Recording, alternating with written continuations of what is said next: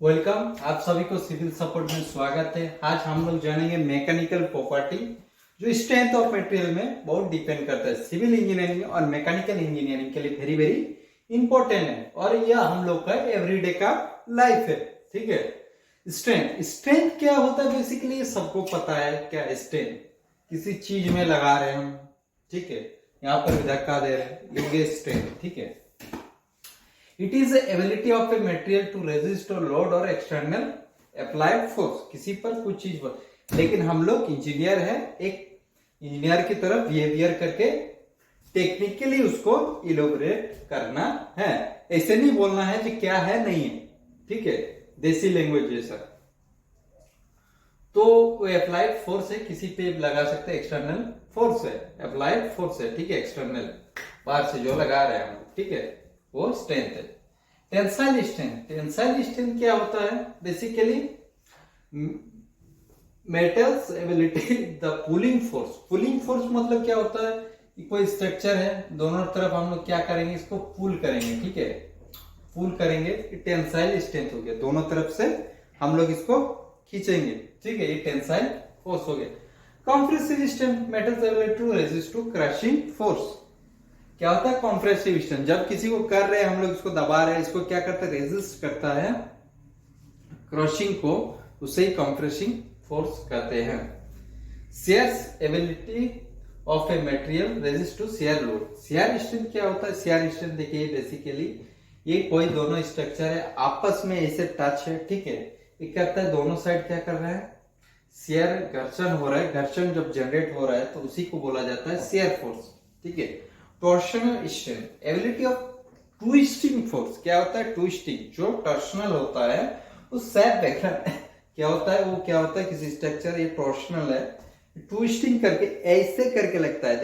देखिएगा कभी कपड़ा जो हम कपड़ा कैसे करते हैं, कपड़ा जब सोखते हैं ना तो हम लोग क्या करते हैं, जब उसको वॉश करके बढ़िया से सोखते हैं क्या करते हैं, ट्विस्टिंग फोर्स लगाते हैं बढ़िया से, ऐसे करके ऐसे करते हैं। ठीक है, तो ठीक है वीडियो, ठीक है, चलिए चलते हैं हम लोग, समझते हैं बोर्ड में जाके नेक्स्ट क्या होता है नहीं होता है प्रॉपर्टी।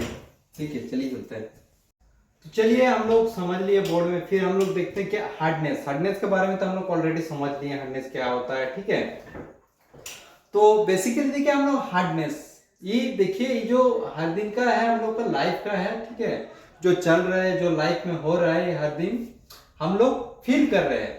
ये सब प्रॉपर्टी जो मैकेनिकल प्रॉपर्टी मैकेनिकल इंजीनियर और सिविल इंजीनियर के लिए वेरी वेरी इंपॉर्टेंट चीज है। ठीक है, तो हम लोग को जानना भी जरूरी है। तो चलिए हम लोग जानते हैं hardness, ability of material to resist abrasion, indentation and scratching by a hard material. क्या बोल रहा है, किसी भी मटेरियल हार्डर मटेरियल है तो क्या इसको स्क्रैचिंग करेंगे। ठीक है, इसमें कुछ इंप्रेशन नहीं आना चाहिए। ठीक है, ये हार्डर मटेरियल है बेसिकली।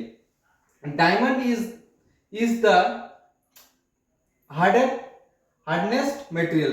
डायमंड क्या है, हार्डनेस मटेरियल है। तो बेसिकली जो हार्डनेस होता है, बेसिकली जो हम लोग किसी फिंगर से उसको स्क्रैच करेंगे तो वो नेल का स्क्रैच नहीं आना चाहिए। ठीक है, क्रीप क्या हो गया, it is the ability of material to deform continuously under a steady load, slow and permanent deformation under a steady load. ये क्रीप क्या होता है पता है, एक चीज पुराना स्ट्रक्चर देखे है ना, राजा महाराजा का जो घर होता है, ठीक है, क्रीप ऐसे बना होता है आर्च टाइप का। क्या होता है वो, ड्यू टू बहुत पुराना लोड जो होता है, ड्यू टू सस्टेंडेड लोडेड, जो लोडेड रहता है, क्या होता है उसमें जो पुराना लोडेड पड़ता है ना, तो उसमें जो इफेक्ट दिखाई देता है वही क्रीप है। ठीक है, क्रीप हम लोग निकाल भी सकते हैं, सिविल इंजीनियरिंग में दिया हुआ है, बताएंगे। ठीक है,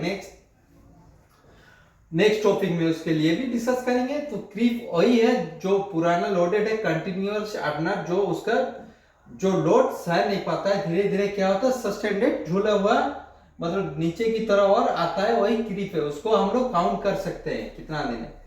तो अभी देखिए फैटिग क्या होता है, failure of material causes bye a cyclic और रिपीटेड लोड। फैटिग क्या है, देखिए ये कोई स्ट्रक्चर है, स्ट्रक्चर में क्या करेंगे हम लोग, कंटिन्यूअसली लोड देंगे।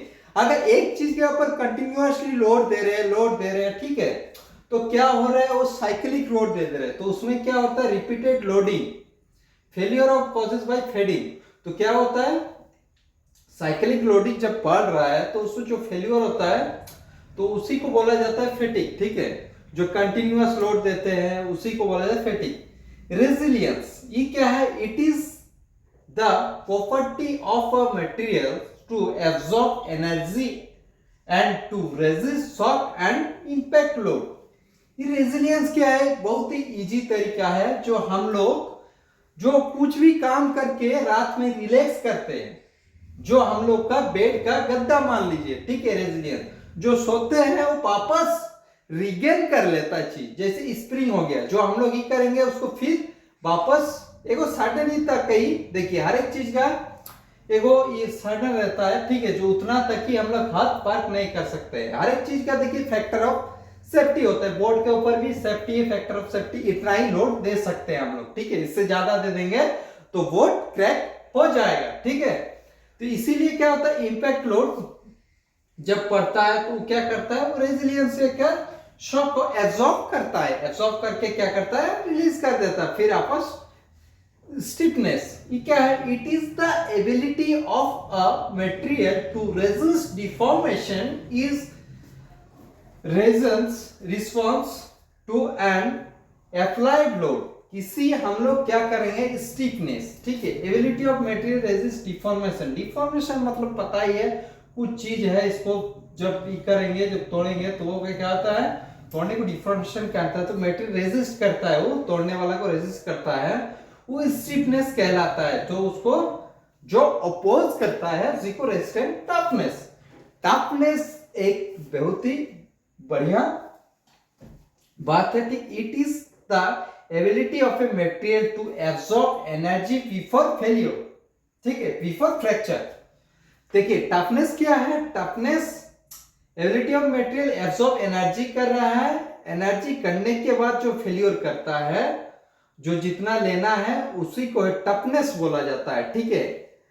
टफनेस हर एक चीज में देखा जाए, इसके अंदर भी एक टफनेस प्रॉपर्टी है, ठीक है, जो इसको एक सडन हम लोग एब्जॉर्ब कर सकते हैं लोड को, ठीक है, उसके बाद जो हम लोग डालेंगे वो फेलियर हो जाएगा, ठीक है। अभी malleability, it is the ability of a material to be hammered, pressed और rolled compressed force into thin sheet without breaking। देखिए कुछ चीज है जैसे पेन हो गया, ठीक है, इसको हम लोग ठोकेंगे एक हैमर से, ठोकेंगे मटेरियल को हैमर से, क्या करेगा, कंप्रेशन लोड।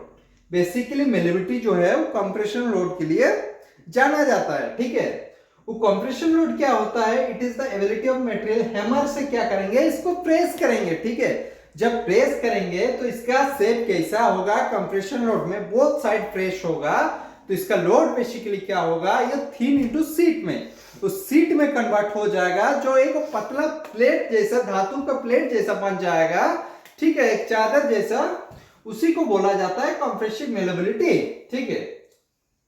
अभी क्या है, ब्रिटलनेस। ब्रिटलनेस को तो बेसिकली आप लोग देखिए पता ही है, जैसे brittleness, it is the property of a metal by virtue of which